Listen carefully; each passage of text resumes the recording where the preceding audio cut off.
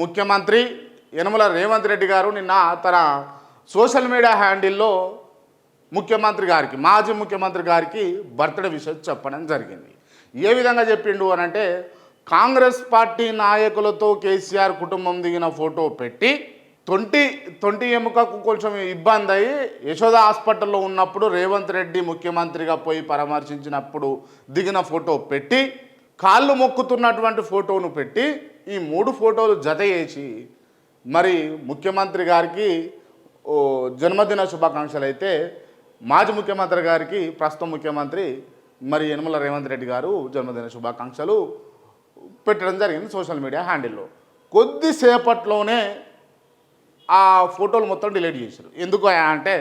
కింద కామెంట్లు అన్నీ చూస్తే, నీకు అహంకారం ఉన్నది, నువ్వు అహంకారిగా వ్యవహరిస్తా ఉన్నావు, నీకు నువ్వు ప్రేమతోటో అభిమానంతోటో చెప్పినట్టు లేదు, నీ వైఖరిని బుద్ధిని బయట పెడుతున్నట్టున్నది, ఎందుకు ఆ ఫోటోలు పర్టికులర్గా పెట్టి నువ్వు నార్మల్గా ఏదో ఒక ఫోటో తీసుకొని మాజీ ముఖ్యమంత్రి గారికి జన్మదిన శుభాకాంక్షలు అంటే బాగుంటుండేది అని చెప్పేసి క్రమేపీ వ్యతిరేకత రావడంతో మళ్ళీ డిలీట్ చేసిండా, లేకపోతే వేరే వాళ్ళు ఎవరని చెప్పి వద్దు సారు అనవసరంగా లేని పనులు వెళ్ళి పెట్టకూడదు అన్నందుకు డిలీట్ చేసిండా, మొత్తానికి డిలీట్ చేయడం అయితే జరిగింది.